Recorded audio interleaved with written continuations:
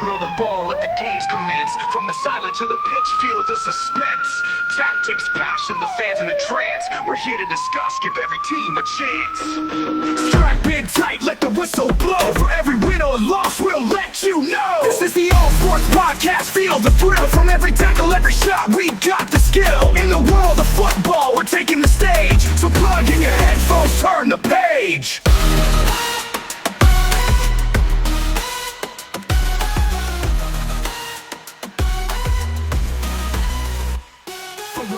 Everybody, and welcome back to episode 2, part 2.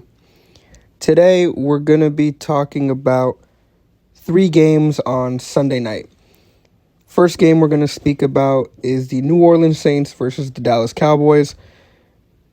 By far, the very, very early explosive offense of the New Orleans Saints going up against the all-known defense of the Dallas Cowboys. However, this game did not end as expected for Dallas Cowboys fans. The New Orleans Saints did win this game 44-19 with Alvin Kamara, who scored 4 touchdowns, including a 57-yard on a screen pass. And the Saints ended Dallas's 16-game home winning streak in the regular season this past Sunday.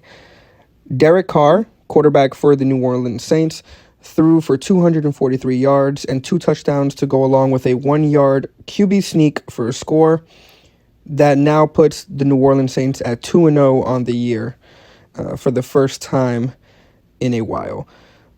Derek Carr, who is 33 years old, started slowly a year ago when he joined the New Orleans Saints, even though they ended up missing the playoffs due to tiebreakers. Derek Carr has always been the type of quarterback that has always wanted to remain in shape all the time and give his team the ability to always be on top of their opponents. Basically, he was a long-time Las Vegas Raiders quarterback, and he had this tenacity for inspiring his teammates to get the best out of them whenever they hit the field.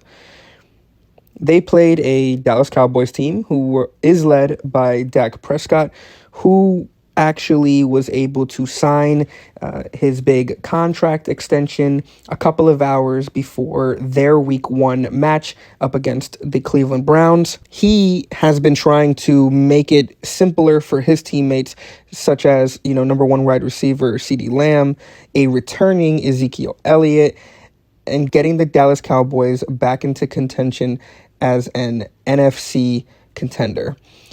NFC, if I did not mention it in the last episodes, is the National Football Conference, while the AFC is the American Football Conference. Both sets of conferences have their own sets of teams that eventually meet up in the Super Bowl. So hopefully that was a nice example of what that acronym speaks about. So let's quickly get back into the highlights of the game. Dak Prescott was 27 of 39 for 293 yards in his first game since signing his $240 million 4-year contract, with $231 million of that contract being guaranteed.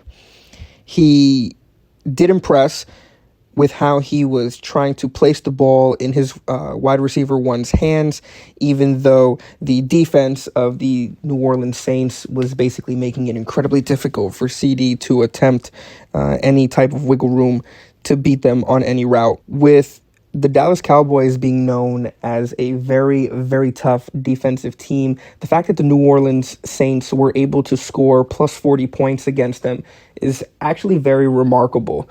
It doesn't mean that the Cowboys defense is now, the bearer of bad news and that they're down at the bottom of the barrel. No, it doesn't say that at all. On the contrary, it just shows that their willingness to beat teams that have what's called a firecracker offense, basically meaning that a firecracker offense is the type of team that will be willing to take a lot of short passes, run plays, short gains for multiple yards, does make it difficult on any type of defense, regardless of whether or not it is the number 1 ranked defense in the league or whether it's the last in the league as well.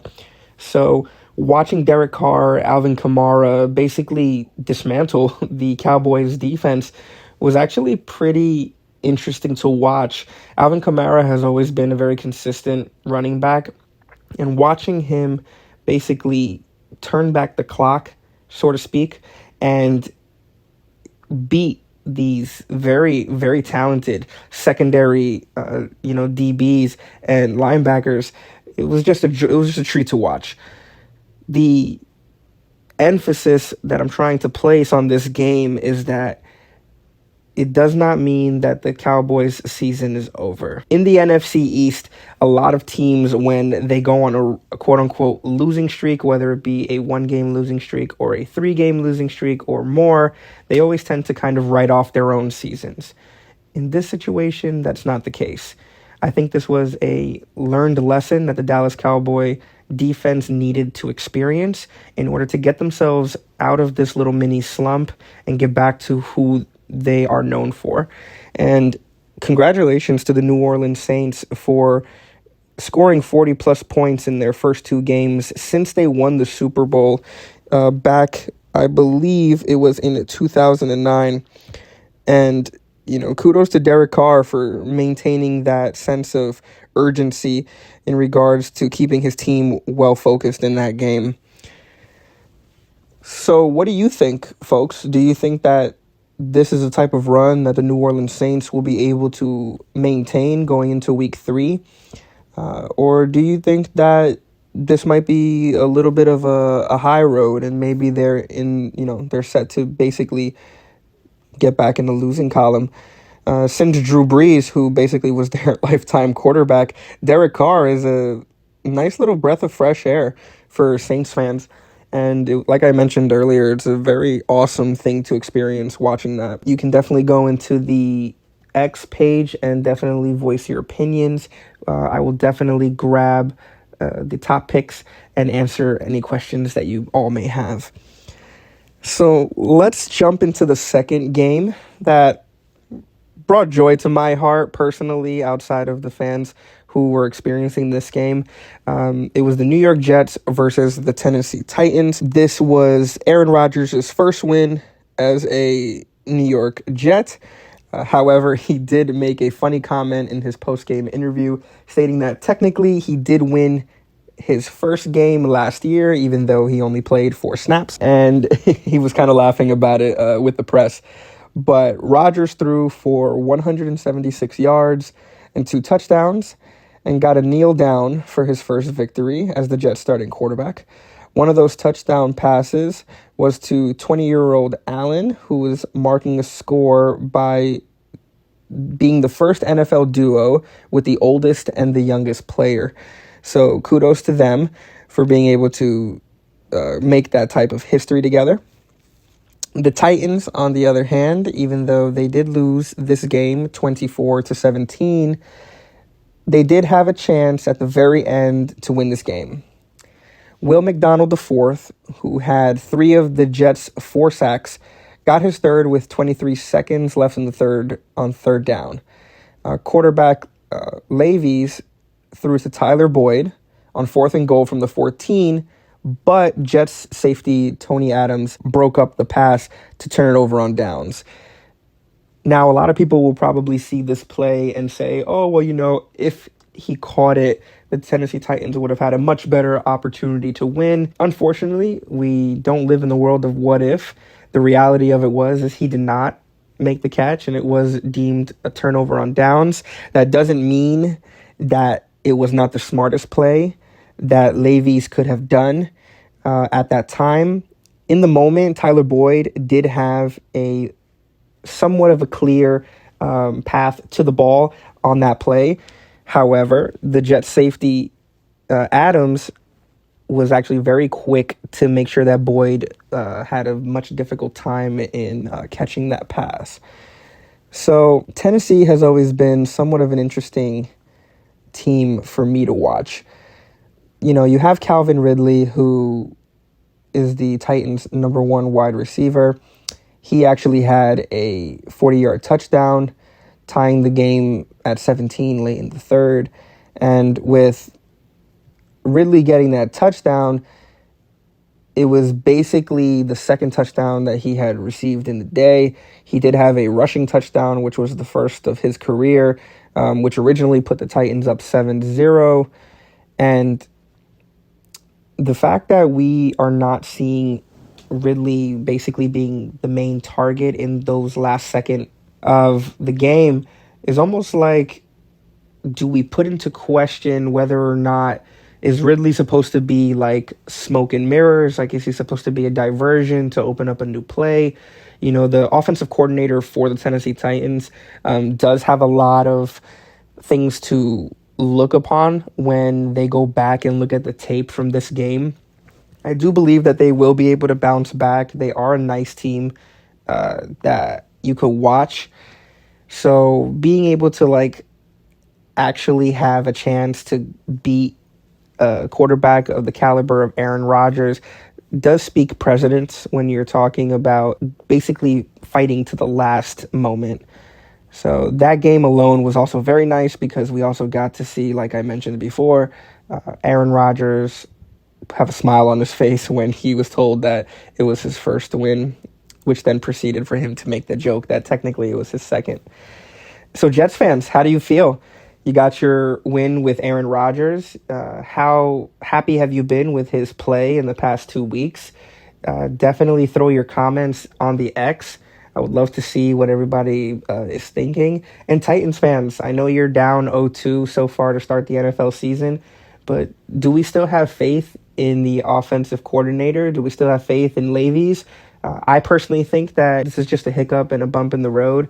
I think Levy's is starting to gain that, Mamba mentality in regards of trying to make the best play possible. Let me know what you think. Okay. So let's move on to the third game that I'm going to be focusing on in part 2. And this game is between the Cincinnati Bengals and the defending Super Bowl champions, Kansas City Chiefs. This game literally went down to the wire. The Chiefs did pull off a win, 25-26. Patrick Mahomes basically did everything humanly possible to make sure that his team won. Mahomes threw for 151 yards with 2 touchdowns and a very surprising 2 interceptions. But it was the incomplete pass that was originally intended for Rashee Rice on 4th and 16 that turned out to be decisive. The defense that Cincinnati was playing on Kansas City was very much like a man-to-man type of situation. Every team knows that when you play Kansas City, you always need to be on your toes because Patrick Mahomes has this innate ability to complete some of the most amazing passes that I have seen, in my time watching the NFL. And being able to always put the ball where it needs to go for his receivers, whether it be for his wide receivers, for, his tight end, Travis Kelce, or even if it's receiving yards for some of his running backs. It's always something that is always great to watch. But Joe Burrow, man. Joe Burrow. Last week I spoke about the fact that he was coming off of a injury that sidelined him for the entire year last year, and he went bananas. He threw for 258 yards and 2 touchdowns, and basically he almost solidified the fact that he is one of Patrick Mahomes' biggest nemesises, legitimately for the 3rd straight time. So even though that the Bengals are 0-2, they fought this game tooth and nail with the Chiefs and basically could have potentially showed the chinks in the Chiefs' armor. Going to 2 Super Bowls back to back, and winning, it does put a lot of strain on your team. So a lot of teams who are, for lack of a better phrase, fresh, are definitely going to be coming at the Chiefs with everything that they got because, the Chiefs are basically the standard, I guess you would say, of the NFL. So every team is going to bring their A game when they play the Chiefs. This is also the second game that Kansas City has won that's been decided on the final play. You go back to week 1 when they beat Baltimore 27-20, basically ended up narrowing it down to the last play. Almost the same situation as it was for today. And, the Bengals are a very tough-nosed team. One of the key things that I did see was the unsportsmanlike conduct flag given to Jamar Chase, who is the number one wide receiver for the Bengals. That flag was thrown in the fourth quarter. Chase was tackled for just short of the first down marker on what's called 2nd and 11. So it's the second down with 11 yards to go to get to the first. And he was visibly upset because there was no flag that was thrown by the referees for what he said was a very clear hip drop tackle, which, has had a history of hurting players severely and putting them out for a very long period of time. So with Jamar Chase receiving that unsportsmanlike conduct, it's very interesting watching him go through these motions of what he's been experiencing in the past couple of weeks with his team not willing to issue a proper contract in his eyes, what he feels he's worth. And then now here he is in week 2 receiving an unsportsmanlike conduct penalty that, basically some would say ruined the game for them. Do I think that ruined the game? I don't think so. I do think that Jamar Chase seems to be incredibly frustrated because he is watching other players and receivers receiving these big contracts, seeing these other teams putting all this money behind their guys. And I believe he's just frustrated that the Cincinnati Bengals have not wanted to issue that type of money to him right away. I guess they're looking to be more incentivized to give him said contract, perhaps possibly making him the highest paid wide receiver in the league. But, Bengals fans, what do you think about this whole situation? What do you think about Jamar Chase not showing up to training camp, to how he reacted and acted during week 1? And here again, for the second straight week, receiving an unsportsmanlike conduct penalty for something that, in his mind, was a clear hip drop tackle. Hip drop tackles is when a defensive player legitimately grabs an offensive player down by the hips, and instead of pushing them down to the ground, they just drop, which, like I mentioned earlier, can potentially cause a lot of nasty injuries for the offensive player and sometimes even for the defensive player. So please hit me up with your comments and your questions in regards to Jamar Chase and the situation that he's experiencing. And Chiefs fans, second week straight, you're winning by a final play. How do you feel? Do you feel like your team is basically fatigued with, going to the Super Bowl for 2 years back to back and they're just trying to get into their groove?